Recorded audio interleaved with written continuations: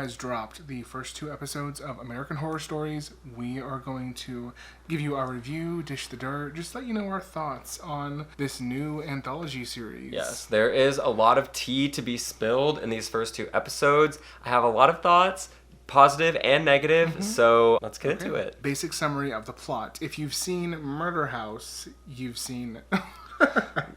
Literally, you've seen this episode. So we're going to be covering the first 2 episodes in this video. We're actually going to cover the entire series as it goes. But let's just say American Horror Stories episode 1 and 2, The Rubber Woman, can be summarized into 2 dads take their daughter to the murder house. She becomes the Rubber Woman, kills everyone she knows, gets a girlfriend who's also a ghost. That was the plot. We did it. Okay, see y'all in the next video. I don't know how to feel. I feel like when we first watched it, we've watched both episodes twice. When we first watched it, I was very excited. Yes. I felt like I was really in it. I was loving the first episode, and then it just kind of went off the rails, as these things do. Yes. The first episode I felt was a much tighter story than the second episode. Yeah. Obviously, it wasn't finished with the first episode, so we had to have the second episode. But like you said, I mean, it kind of did just like, as Ryan Murphy typically does. It just kind of went and did its own crazy thing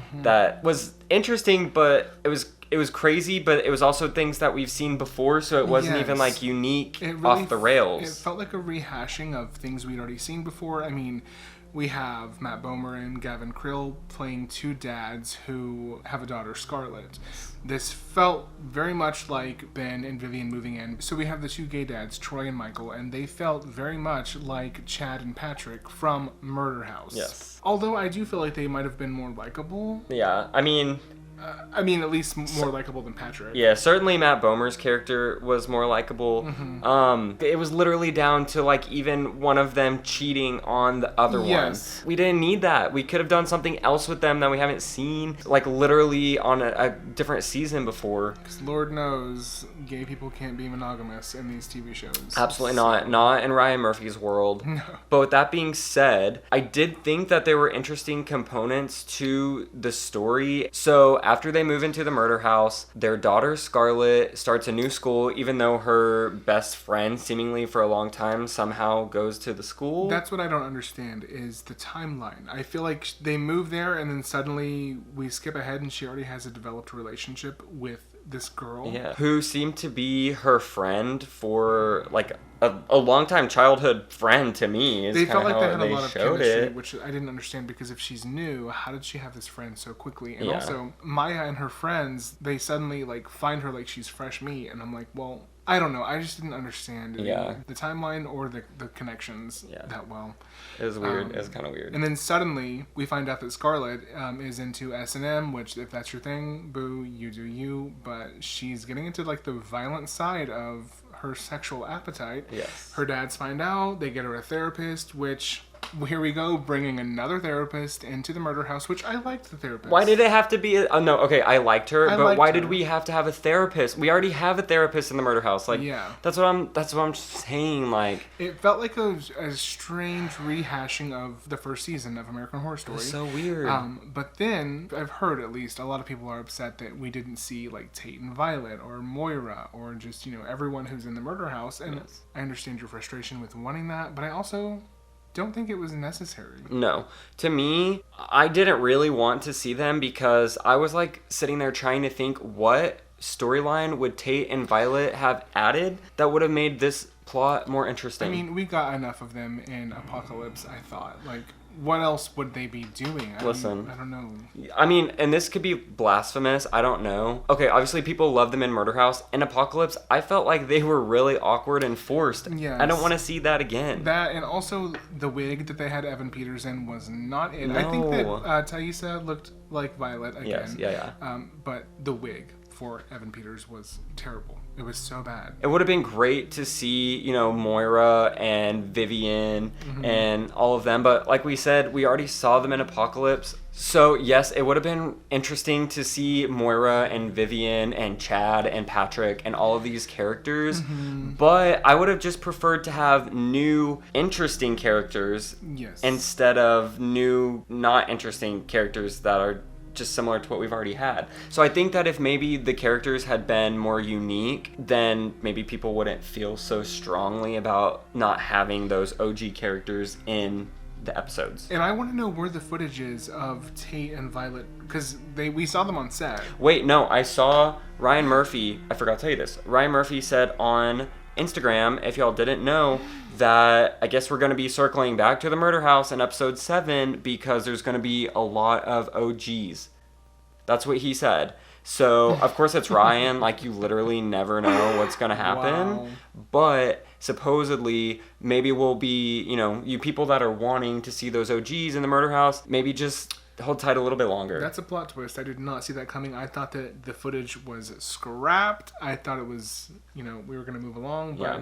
I mean, and it's possible. You never know. The comment that I saw, it could have been photoshopped or something. Like, people are crazy. Who knows? Oh, my God. I mean, Evan Peters was definitely on set dressed as Tate. There are pictures. So maybe they did film something and it just didn't work for the episode. That could be it. And if it didn't, then I'm glad that they cut it because... like I said, I don't think we necessarily needed it. Yeah. So she has this friend that may or may not have been her bestie for a while. We don't really know. But we're seeing that she is getting flirted with a little bit by Maya. a.k.a. Paris Jackson. But she is stunning. She's like flirting with her. She's like implying that she wants to like do things with her. But her friends don't know that she could be bisexual or lesbian. She's on the DL. Yeah, she's like keeping it on the DL. But she's trying to get Scarlett to come over to a sleepover with her and her friends, which Scarlett is going to go to and has permission to until... Yeah, her dad's confront her about her S&M fetish and the porn that she's been watching, and they decide that they're going to ground her, and she gets a little upset by that. So she puts on the rubber suit, plays a little prank on her dad's, and it doesn't go over too well. No. We know that the rubber suit makes people violent, and she ends up like stabbing one of her dads while she's wearing the suit, which gets her in trouble. It's a whole thing. Ultimately, she ends up sneaking out to go to this party. Long story short, Maya and her friends have set her up and are secretly videotaping her while she's changing and then revealing her deepest, darkest secret. Yeah, which was also set up in the classroom when they were talking about shame and being your true self. Yes. So I think that the setup of this was cool. I think the spirit possessing her and taking over her mind and her body, like her eyes turning black. Oh my God, that was cool scary. Effect. I liked it. Yeah, I liked it. It was a good effect. I think the setup of this was good. I think that everything that, leading up to this incident was great. But then after, it just explodes into this chaos of just what the fuck is happening. Yeah. She finds out that they set her up. She basically blackmails them into coming to her house saying that she's gonna kill herself and leak the footage if they don't. She ends up killing all of them, and then, that's it. She's murdered 4 girls. She hides them in her house. She doesn't realize that killing them in the house is a terrible idea because they're going to be stuck there forever with her now. Yes. So that's basically the end of episode 1. As we go into episode 2, so much happens and yet nothing happens. She suddenly has a girlfriend. We didn't see how they met. Her girlfriend's traumatized from living with someone that her parents sold her to when she was young. And now she's insane and just like murders everyone for fun. Yeah. She ends up killing Scarlett's dads. Scarlett's dads have hired a really hot fixer-upper to help them get this house ready so that they can sell it. He ends up dying too. They're all dead Literally in the murder house. Everyone dies. Yeah, that's it. Everyone dies except for Scarlett. She ends up leaving the house at the end. She says she just doesn't want to live in the house anymore because she knows how evil it is and what it does to her. Ruby, Scarlett's girlfriend, ends up killing Scarlett's dads to keep Ruby at the murder house, but in the end, Scarlett decides she knows the evil that the house brings upon people, and she ends up saying, "Peace, I'm out. I'm not living here. I'll see you on Halloween." Also, though, why would you want to stay somewhere where, 1, there's like hundreds of dead people, and 2, with a girl who killed your family? Yeah.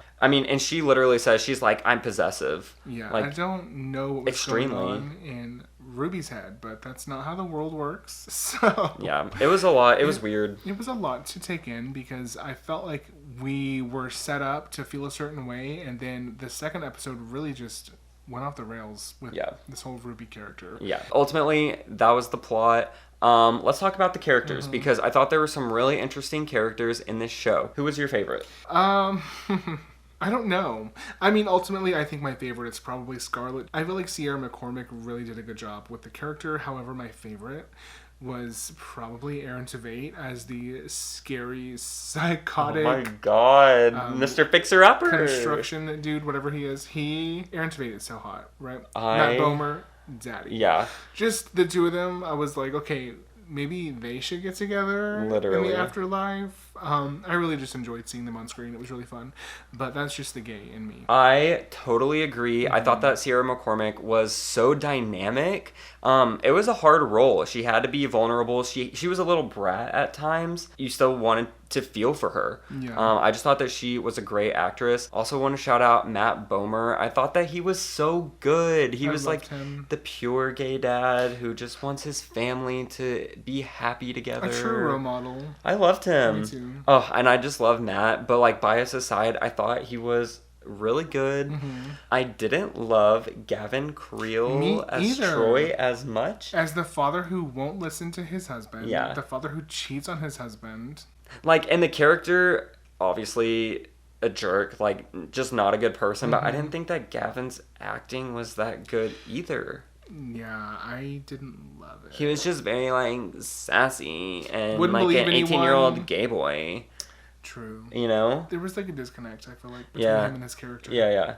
I didn't really feel... I mean, I know that Troy and Michael were supposed to be having issues, but I didn't really feel like there was a spark between them. There was definitely more of a spark, I thought, between Troy and Aaron Tveit's character, Adam. Yeah. Which makes sense. They've been best friends for, like, ever. Definitely. They have a lot of YouTube videos of them singing together. That's a little love triangle that I think anyone would like to get on. Truly, but yeah. Something we totally forgot to talk about is a plot in which Scarlet was kidnapped from her dad's and then taken, and that's a source of her trauma, which I don't know, I felt like it was just so random, but I feel like they just like put it in there to be like, this is why she has trauma, but they didn't do enough with it to really make an impact. I personally, I'm not a therapist and I've never been through that experience, but I don't see how that led to her being a sadist. No. I don't know. I felt like there could have been another story, which then we can go, I guess, into Ruby. That whole story just felt a little underdeveloped. She kind of just appeared. Yeah. We never saw how they met. She should have been in the first episode. If they were going to have them get together, she should have popped up in the first episode. Yes. Somehow. Yes. At least been seen killing people in the first episode, but she just shows up. Suddenly they're girlfriends, which another thing, the timeline, how long, when did that happen? I don't know. She tells her little story about her uncle not even being her uncle, and then she just has hate in her heart and she wants to kill everyone now. And I just felt like even like Kaya Gerber, with her telling that story, it just felt empty. Yeah. The character felt empty. Kaya Gerber felt empty. The plot kind of just fell apart. Yeah, I totally agree. I don't know. There was no personality. No, the acting wasn't there. The character wasn't there. I felt like it was just like a very cheap imitation of Tate Langdon. True. Like she was trying to be like a badass and like, oh, I kill people, but like she was so like... Her face never changed. No. She had little facial expression. She would tilt her head, but I'm like, girl, we need a little more. I wanted more. I wanted, the guts and the gore and the drama, and I just got, like, nothing. Yeah. Out of everyone in this episode, I think that Kaya Gerber's acting was the weakest. That's sad, too, because I was, like, really excited for her, because she looks so much like her mother. I love Cindy Crawford. Yes. I was like, this bitch is gonna slay. She's stunning, for sure. She slayed people, but I don't know that she slayed. No. Did it. Absolutely not. I also just want to give a quick shout out to Marin Dungy, who played the therapist. Yeah. For her small role, I thought that she was really interesting. She was very charismatic. I felt like she had the most personality out of everyone. She probably. popped. I thought that she really brought out the best acting from pretty much everyone that she was with. Their scenes with her were usually good. Yeah.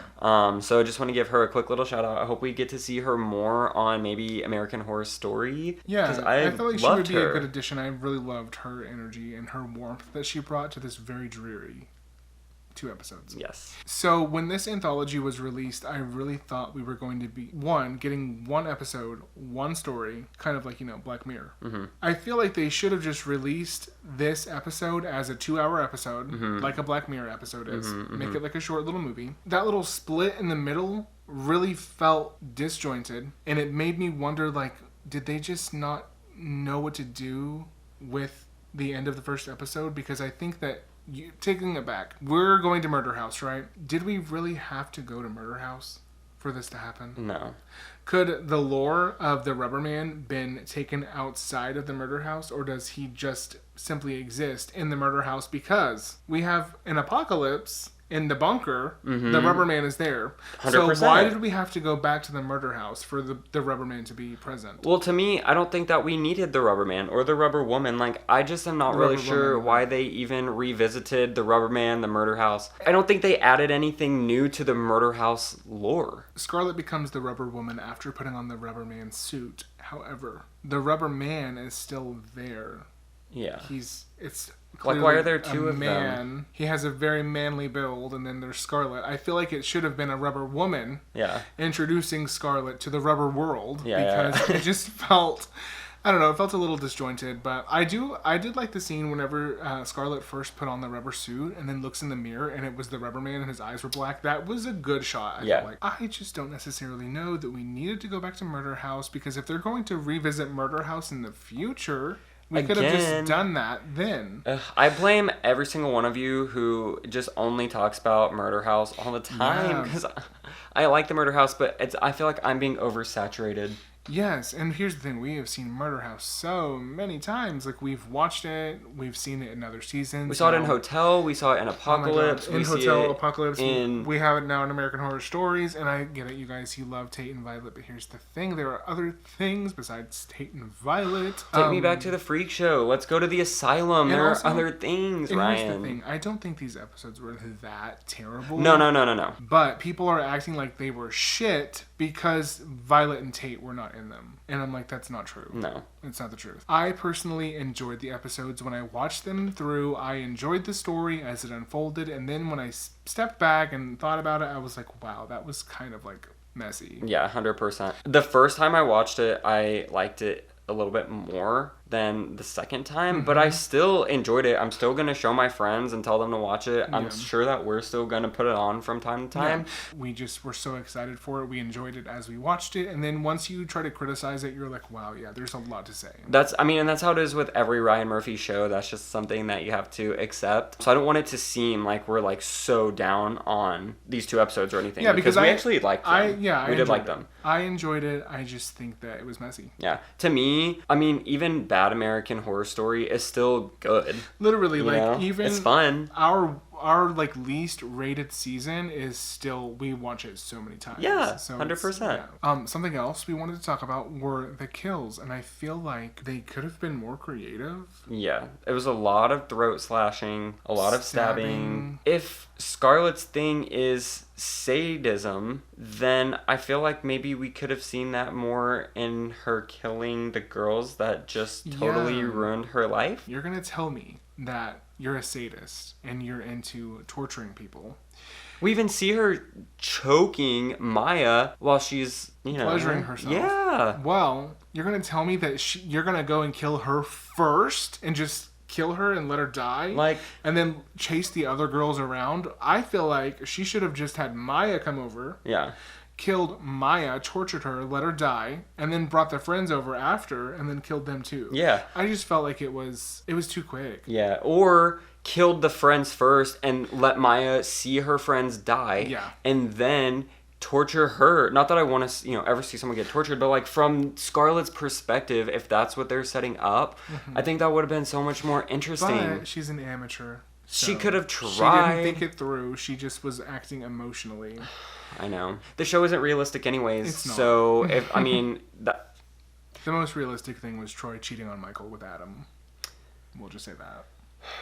And I just need to say, I have stanned Aaron Tveit since middle school, since Next to Normal, 2009. So I'm just so glad to see him in the Ryan Murphy universe. I think he's such a good actor. He's such a good singer. Put him in American Horror Story Season 11. Yes. We would love to see it. Like, give him more to do. I mean, he stood out to me the most out of everyone in the whole 2 episodes, just with his little bit of screen time. But he could have done so much more. We could have had a lot more, but what's done is done. Yeah. So on a scale of 1 to 5, how would you rate each individual episode? You can do halves. Okay. I would probably give Rubber Woman episode 1 Mm-hmm. a 3.5.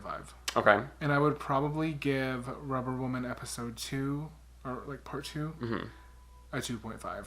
Just because the payoff. There was no payoff. The whole second episode centered around Ruby, this character that I didn't really care about, didn't understand what Scarlet truly saw in her. Yeah. And the payoff for that episode, concluding those episode 1 and 2, was Scarlet going and killing Ruby's uncle that we had no emotional attachment to. I understand why she would go and kill him. I just don't understand why that was the central focus of the whole story. That was the payoff of the story. That was it. I mean, I think it would have meant more if, like you said, we had been introduced to her character earlier. Yes. Because the first time that we're hearing about it is when we're meeting her. Mm-hmm. So it's like, we haven't even had a chance to like get to know this character at all before we just learned about this trauma. It didn't impact anything to me. And I also think a part of it was the acting. Yeah, and her, I mean, there's just like no vulnerability in her storytelling.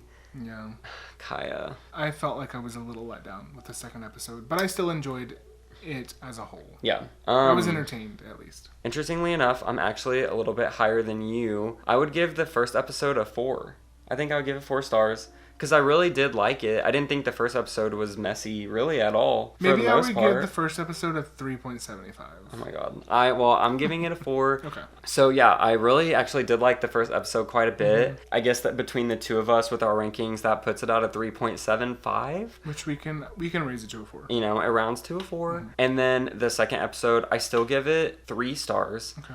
Only for the most part because of Aaron. Yeah. If he had not been in it, it probably would have been like a 2 for me. Yeah. I don't know. I just really liked him. And then there was still like certain things that I liked. I always love Halloween, so I think just like seeing Halloween several times. That was something I loved, the aspect that it was Halloween. I just wish it had been more involved. I guess it was. They went to like a haunted house. We saw it twice, 2 different times. I just felt, I don't know, it just felt disconnected. I just think that for me, like Halloween literally being part of the plot at all just like lifts it for me. Maybe it's because I'm so hyped for Halloween. We're almost there. Mm-hmm. I don't know. I think I just like generally want to like AHS. So even though, like I said, even if it's bad, I still think it's good.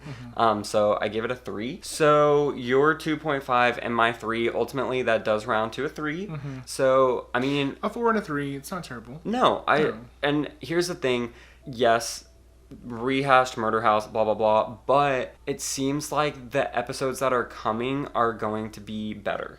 I've read the synopses of almost every episode. They're not anything that we've seen before. They're all one-offs like Black Mirror or Twilight Zone. And they sound interesting and exciting. So I still have faith in this show. Me too. And I'm excited to see all of our faves return. Yes, Billy Lord is coming back. And I'm sure there's going to be a couple appearances that we don't know about. Yeah, I'm sure that there are. Cody Fern's coming back. I mean, guys, there's still stuff to look forward to with this show. Yeah. So just, I would say don't give up on it quite yet. Should we put these characters into tiers? Oh, we're absolutely putting these characters into tiers. Mm-hmm. If you don't know, we do put American Horror Story characters and seasons into tiers. Yeah. We will link those above for you.